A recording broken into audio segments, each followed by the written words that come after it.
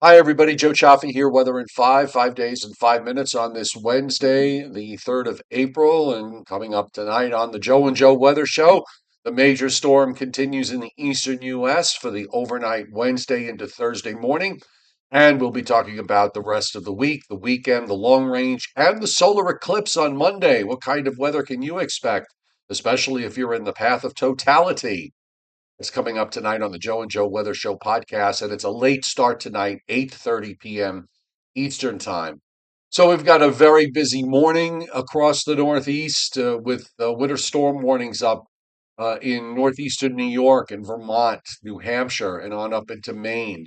The warnings extend down into northwest Massachusetts as well as north central Massachusetts, with winter weather advisories surrounding that as far south as the Catskills and also in uh, southwest Massachusetts and northwestern Connecticut.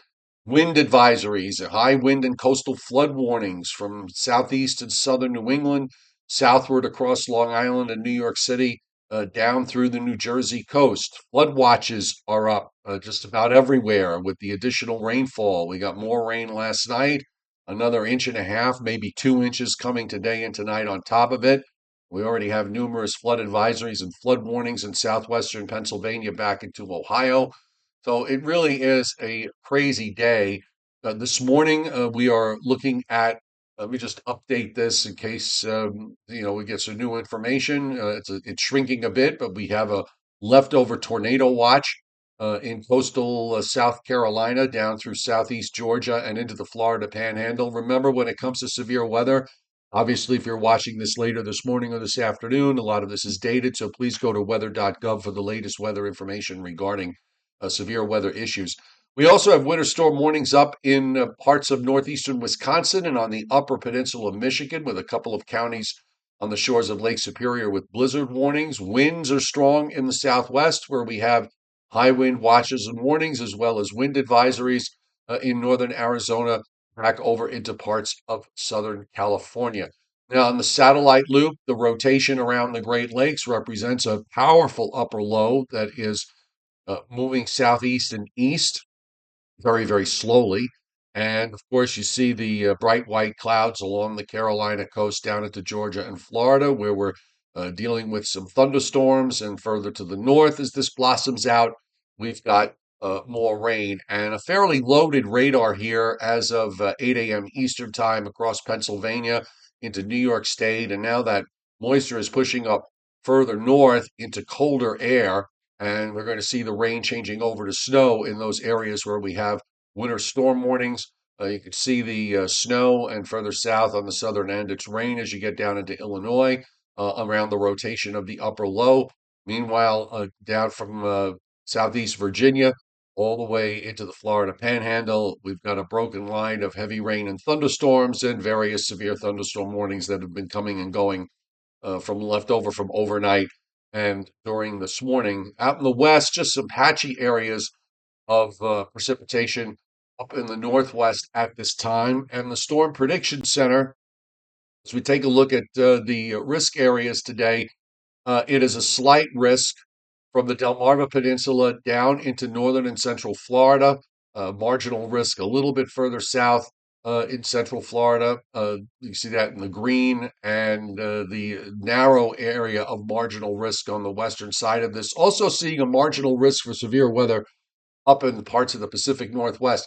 In the east, we have a 2 to 5% tornado risk being indicated for the coastal mid Atlantic from southernmost New Jersey down into uh, South Carolina, southeast Georgia, and through northern and central Florida. So it'll be a busy day as far as severe weather is concerned. The good news is tomorrow, just some general thunderstorm activity possible, Ohio, West Virginia, and in Pennsylvania, nothing severe. And on the next day, which is Friday into Saturday, no severe weather is being forecast.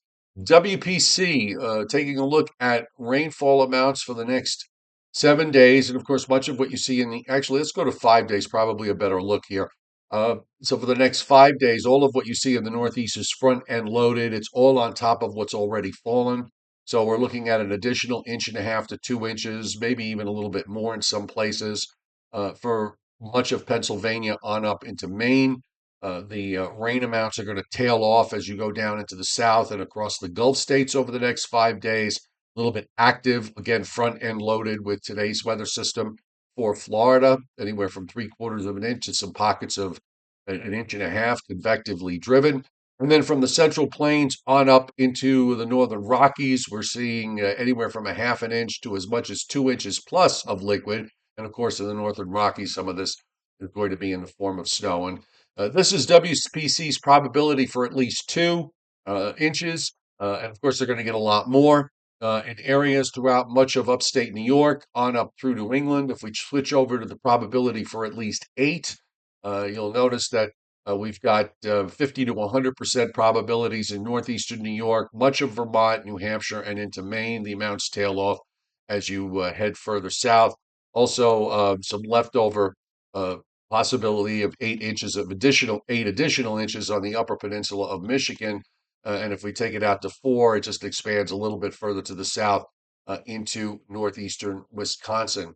So, it's all about this storm system, of course, and you can see the surface low sitting in Lake Michigan this morning. That is underneath the upper low now. It has reached its peak intensity, and it's going to throw its energy to a secondary low that forms in Chesapeake Bay. By this evening, it's in Delaware Bay. The gradient is going to get very tight to the northeast of that low during this afternoon and tonight. So we're going to see wind gusts in the high wind warning and wind advisory areas of 40 to 50, maybe even 60 miles an hour right along the immediate coast. The heavy rain and snow, the heavy snow up in New England. The low center will be probably right over Sandy Hook, New Jersey at 1 a.m.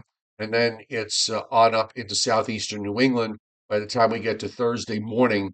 Precipitation is going to tail off now for Thursday and for Friday, and even to an extent on Saturday, because we're still dealing with this upper low in eastern Pennsylvania to southern New England anyway.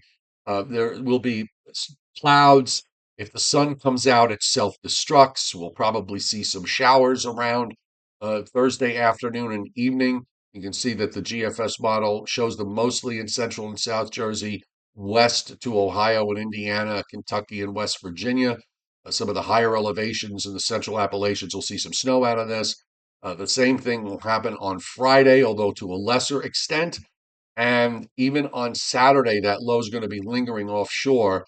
So there might be a little bit of a upper trough that comes down from New England and triggers off some showers on Saturday, particularly in southern and southeastern New England. Not so much if you're west and south of New York City. Meanwhile, in the west, we've got another storm system that's coming in with into Southern California with heavy coastal rains and heavy mountain snows. That is going to take its time moving eastward. Sunday will be the better of the 2 weekend days in the east.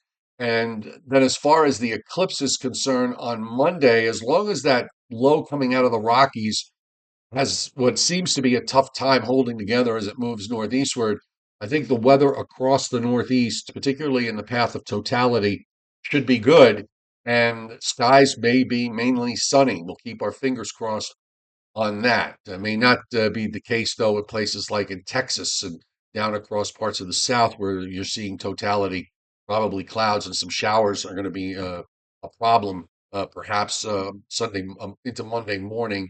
And then Monday afternoon, we see weather conditions deteriorate even more. So if you're planning to go to that part of the country to see the eclipse, uh, you might want to think about maybe going someplace else because the weather doesn't look particularly promising for that area. We, of course, will be discussing this in detail tonight, along with the latest on this current storm system on the Joe and Joe Weather Show podcast, and that's at 8:30 p.m. Eastern Time.